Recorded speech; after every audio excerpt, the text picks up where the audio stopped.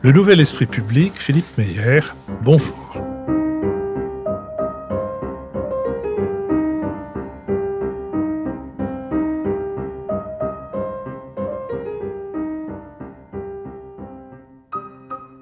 Bonjour, merci de nous avoir rejoints pour ce nouvel épisode de notre série Si c'est pour la culture, on l'a déjà donné.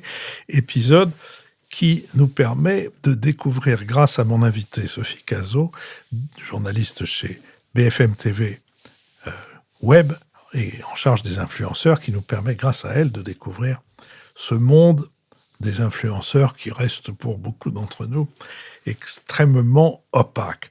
Opaque parce que il est réservé à des tranches d'âge où on a l'impression que les influenceurs sont suivis, écoutés, regardés par toutes les tranches d'âge dans la société.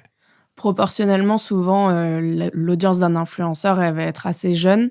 En revanche, c'est vrai que ça infuse de plus en plus dans la société et puis aujourd'hui, il y a aussi des personnes qui se lancent à tout âge dans cette activité. Il y a des influenceurs seniors. Donc aujourd'hui, ça s'élargit de plus en plus. Alors vous savez, dans une précédente conversation, vous avez fait une rapide allusion au fait qu'il existe des agences d'influenceurs. C'est un peu comme les agents artistiques. C'est qui sont-ils, comment font-ils, comment procèdent-ils? Oui, c'est un peu ça, c'est-à-dire que c'est des personnes qui vont être chargées de représenter l'influenceur auprès des marques, qui pourraient être intéressées par une collaboration avec lui. Donc c'est eux qui vont négocier, le montant, de la publicité, par exemple, qui va être faite, les conditions, dans lesquelles elle va être, effectuée et donc c'est vraiment un intermédiaire. Aujourd'hui, la plupart des influenceurs ne vivent pas de cette activité et donc ils ne peuvent pas avoir, d'agent parce qu'évidemment, c'est quelqu'un qui va prendre une commission aussi, là-dessus. Il y a vraiment beaucoup d'agences qui ont essaimé ces dernières années, dans ce secteur-là, et même des agences spécialisées. Par exemple, aujourd'hui, il y a des agences qui sont spécialisées, dans les enfants d'influenceurs ou dans les influenceurs famille. Dans les enfants d'influenceurs? Ouais, enfin les influenceurs enfants. Ah d'accord, oui, oui, non, non, je pense que j'ai eu peur. Ces agents sont les influenceurs, ils ont pignon sur rue, les influenceurs viennent les trouver, ou ce sont eux qui, au contraire, cherchent sur Internet les influenceurs qui leur paraissent les plus prometteurs? Oh, ça va être, un peu des 2, je dirais, après, oui, ça va être un peu des 2. Et est-ce qu'on a une idée de la rémunération, la manière dont elle est calculée? C'est assez flou, encore, c'est vrai que c'est un secteur qui est pas très transparent et notamment vis-à-vis des médias, la collaboration, elle est parfois assez, difficile parce que, les influenceurs, ils ont pas besoin de nous concrètement, les médias généralistes. Ils ont, leur canal, ils ont leur audience, et puis ils ont aussi été, parfois, traités avec pas mal de mépris, de la part des médias généralistes et donc c'est vrai que parfois le dialogue, est un peu compliqué, entre les 2 secteurs. Vous nous avez dit qu'on estimait à 150 000 à peu près le nombre d'influenceurs français. Est-ce qu'on a une idée, est-ce qu'on peut estimer la proportion de celles et ceux d'entre eux qui peuvent vivre de leur activité, et puis après, de celles et ceux pour qui c'est un véritable complément de revenus substantiel? C'est difficile, à dire parce qu'il y a plusieurs, chiffres différents. En tout cas, ce qui est sûr, c'est que la majorité de ces 150 000 influenceurs ne peut pas en vivre. Mais on ne peut pas, même à travers, par exemple, l'administration des finances aurait pu publier, ne serait-ce que pour informer le Parlement quand il s'est intéressé et qu'il a voté cette loi, pour leur donner une idée de ce que ça représentait. Non. On ne le sait pas. Le On a parlé de la politique, enfin de l'information à travers ce personnage important du monde des influenceurs, ou en tout cas, Des réseaux on peut dire sociaux. des réseaux sociaux, qui était Hugo Décrypte. Est-ce que les sujets de politique sont des sujets qui tentent beaucoup d'influenceurs? Alors, la période actuelle, elle est intéressante Oui, justement avec je vous reçois les juste élections. avant le premier tour de l'élection législative. Oui, exactement. Là, les élections législatives, elles ont un peu forcé, beaucoup d'influenceurs à se positionner parce qu'il y avait de plus en plus d'attentes, de leur communauté, vis-à-vis d'eux. Mais jusque-là, les influenceurs, ils essayent de rester assez loin de la politique parce que c'est assez simple, c'est un sujet qui clive et le but d'un influenceur, c'est de pouvoir intéresser le maximum de gens possible et donc de ne pas cliver. Et puis même vis-à-vis des entreprises avec lesquelles ils travaillent, parfois les entreprises n'ont pas envie d'être avec quelqu'un qui peut se retrouver dans une polémique X ou Y. Maintenant, de plus en plus, dans les communautés, dans les abonnés des influenceurs, il y a cette demande de prendre position. On l'a vu aussi avec le conflit au Proche-Orient. Et donc, de plus en plus d'influenceurs aujourd'hui parlent de politique, appellent à aller voter, par exemple, pour les élections législatives, voire appellent à aller voter pour un parti spécifique. Mais c'est vrai que le sujet politique et influenceur, depuis quelques années, il est assez compliqué. Il y a eu des tentatives de politique de collaborer avec des influenceurs. Par exemple, il y a ce duo qui s'appelle McFly et Carlito sur YouTube, qui fait du divertissement aussi et qui a fait une vidéo avec Emmanuel Macron il y a 2 ans, je dirais. Et ça avait été assez mal reçu de leur communauté parce que la communauté y voyait une vraie récupération en fait, de la part d'Emmanuel Macron de ce duo-là. Mais ils ont cependant remonté la pente, si j'ai bien suivi leur saga à eux. Oui, mais ils en ont reparlé et aujourd'hui, ils admettent que c'était peut-être pas très fin de leur part. L'Ukraine a été un sujet ? L'Ukraine a été un sujet, mais en même temps, c'est vrai que c'était un sujet assez consensuel, en fait. Donc, c'est assez facile pour un influenceur de dire c'est pas bien la guerre en Ukraine, globalement, c'est pas très clivant. Là où prendre position pour tel parti ou alors sur le conflit au Proche-Orient, ça va être plus clivant quand même. Mais alors, vous qui observez ce monde-là, est-ce que vous avez vu arriver des influenceurs qui auraient été manipulés, par exemple, par les Russes, puisque les Russes sont extrêmement présents de toutes les manières possibles sur Internet ? Non, après les Russes, ils ont recours à d'autres moyens. Ils ont aussi les bots, ils utilisent beaucoup d'amplification artificielle sur les réseaux sociaux. Donc, ils vont créer des faux comptes pour donner l'impression qu'un sujet est très, très discuté. J'ai pas vu, à ma connaissance, de grosses collaborations avec des influenceurs à ce niveau-là. Ni de création d'influenceurs, enfin comme on faisait autrefois des espions, on ferait des influenceurs. En tout cas, c'est pas sorti. Bon. Est-ce que dans le domaine du spectacle, dans le domaine culturel, le cinéma, le théâtre, la musique, la chanson, est-ce que il y a des influenceurs influents, si j'ose dire ? Il y a beaucoup de collaborations entre les deux, c'est-à-dire qu'il y a des influenceurs qui vont se lancer dans la musique, de plus en plus d'ailleurs, ou peut-être pas de plus en plus, mais en tout cas, c'est vraiment quelque chose qui peut arriver parce que les maisons de disques, elles sont aussi intéressées par l'audience que les influenceurs ils peuvent avoir. Aujourd'hui, par exemple, il y a cette influenceuse qui faisait du lifestyle, donc c'est-à-dire qu'elle montrait un peu sa vie de tous les jours, qui s'appelle Stilto, qui se lance dans la musique et qui a un certain succès, notamment parce qu'elle est très suivie par sa communauté, et donc sa communauté a envie d'aller à ses concerts, de la voir évoluer. Et ensuite, oui, il y a des influenceurs qui vont parler du monde culturel, du monde artistique, mais ça aussi, ça va être plutôt des niches, ça va être pas ceux qu'on connaît le plus. Et alors, vous avez prononcé le mot de lifestyle. Quelle est l'importance du lifestyle chez les influenceurs ? C'est un secteur qui est très suivi, principalement chez les femmes. Il y a beaucoup d'influenceuses lifestyle, il y en a un peu moins chez les hommes, même si aux États-Unis, il y en a eu beaucoup. En fait, la représentation de ce secteur-là, c'est vraiment le vlog, qui est donc une vidéo qu'on va publier, qui montre simplement notre vie de tous les jours. C'est-à-dire que moi, je vais prendre ma caméra et je vais dire aujourd'hui, je vais au travail, j'ai fait ça au travail, je vais dîner avec tel ami, ce restaurant, il était super. Et donc voilà, on va suivre la vie de quelqu'un au jour le jour.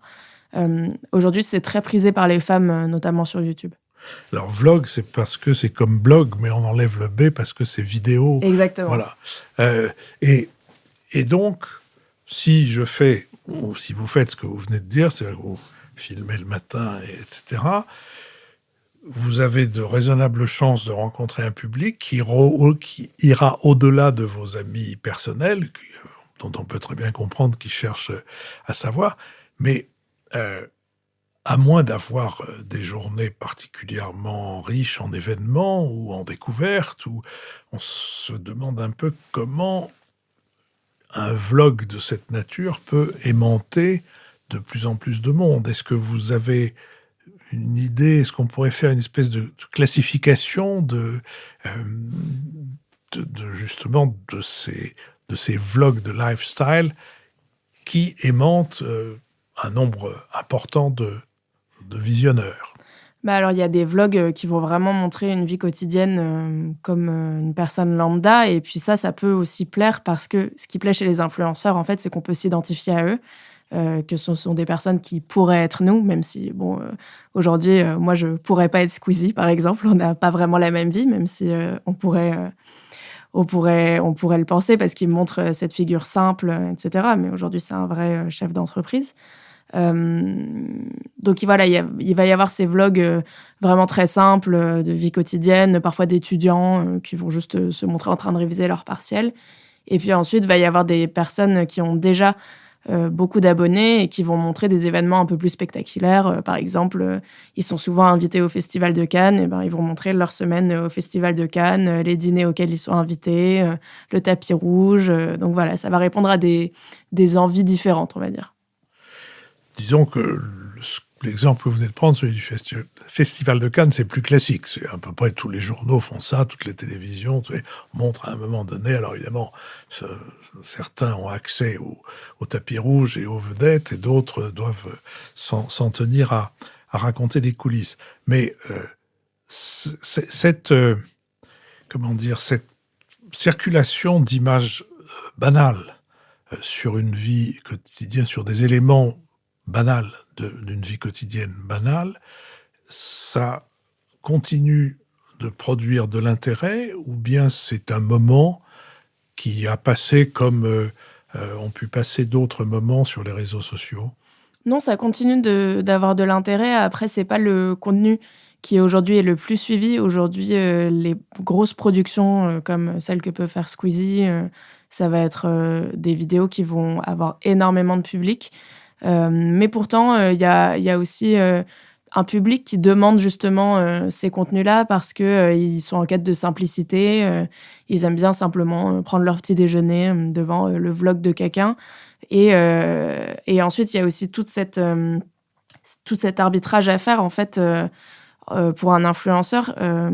Léna Situation, qui est une youtubeuse très suivie en France aujourd'hui, qui est extrêmement influente. Elle a eu ce procès, en fait, en manque de simplicité qui lui a été fait ces dernières années, parce qu'elle a commencé en faisant justement des vlogs alors qu'elle était encore étudiante ou alors en sortie d'école. Donc, elle montrait vraiment une vie que n'importe quelle Parisienne pourrait avoir. Et puis, au fur et à mesure, c'est devenu une superstar.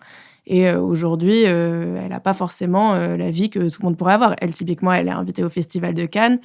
C'était la première influenceuse française invitée, la première influenceuse française invitée au Met Gala l'année dernière à New York, qui est un événement extrêmement prestigieux qui réunit des stars du monde entier. Et donc, il y a eu un moment où sa communauté lui a dit tu peux pas nous faire croire que tu as notre vie alors que tu es une superstar. Et du coup, elle a disparu, elle s'est reconvertie, Non, du coup, elle continue, mais c'est vrai qu'elle a adressé ce problème, en fait, qui a été très cristallisé par son générique. Elle a un générique pour ses vlogs dans lequel il y a une chanson qui dit « I got no money », donc je n'ai pas d'argent. Et en fait, sa communauté lui a dit « Tu peux pas avoir dans ton générique une phrase qui dit « Je n'ai pas d'argent » alors qu'elle est possiblement millionnaire aujourd'hui ». Et en fait, elle a supprimé cette phrase de son générique en rajoutant Now I have some money, donc aujourd'hui j'ai de l'argent. Est-ce qu'il y a des exemples de lynchage comme ça d'influenceurs ou d'influenceuses dont la communauté pense qu'il ou elle l'a trahi? De lynchage, pas forcément, parce qu'en général, la communauté va être assez bienveillante. Si elle fait des critiques, ça va être des critiques plutôt constructives. En revanche, le harcèlement, c'est un vrai sujet aujourd'hui pour les créateurs et notamment pour les créatrices. Mais en général, ça vient pas de leur communauté. Léna Situation, typiquement, on en parlait. C'est quelqu'un qui est ciblé très régulièrement par des vagues de haine intenses pour des faits qui sont risibles, en fait. Ça va être quelqu'un qui va, ou enfin des milliers de personnes plutôt, qui vont critiquer son couple avec un autre youtubeur, et ça va être oui, des vagues de haine très, très difficiles. Et elle en parle assez souvent, justement. Et ça l'amène aussi à vouloir restreindre le nombre de contenus qu'elle publie parce que ça en fait une cible. Dans le 3 ans, vous nous avez dit, d'observation de ce monde des influenceurs, qu'est-ce que vous mettriez en avant qui vous est paru positif et qui vous est paru moins positif? Mmh. Dans ce qu'il y a de positif, je trouve qu'il y a une vraie créativité quand même, sur internet. C'est vrai que souvent on se dit un peu, voilà. Moi, je me dis pas ça, mais c'est vrai que l'image, qu'il peut y avoir des influenceurs, dans le monde en général, c'est que, c'est des personnes, qui sont payées à rien faire, que, c'est pas si difficile d'être influenceur, et cetera. Je sais pas vous, mais moi, personnellement, je suis pas capable, de, filmer toute ma vie, et de me mettre en scène, et ensuite de le publier et de faire face aux commentaires, voilà, moi je j'ai pas ces compétences-là personnellement. Ça demande de la créativité, ça demande du montage, ça demande une stratégie. Donc ça, c'est quand même intéressant. Et ensuite, dans ce cas de négatif, on peut par exemple parler, oui, des problèmes de harcèlement qu'il y a. Ça, c'est un vrai sujet parce que aujourd'hui, la modération sur les réseaux sociaux, elle est assez limitée. Et les vagues de haine, et notamment de haine sexiste qu'il peut y avoir vis-à-vis de Léna Situation, par exemple, c'est extrêmement violent et ça entraîne aussi une autocensure de leur part. Sophie Cazot, je vous remercie beaucoup. Grâce à vous, désormais, nous savons que nous pouvons aller chercher quelques informations sur Thibaut InShape, sur Léna Situation, sur Squeezie et sur les autres influenceurs et influenceuses dont vous nous avez aidé à découvrir l'activité. Merci beaucoup. Merci.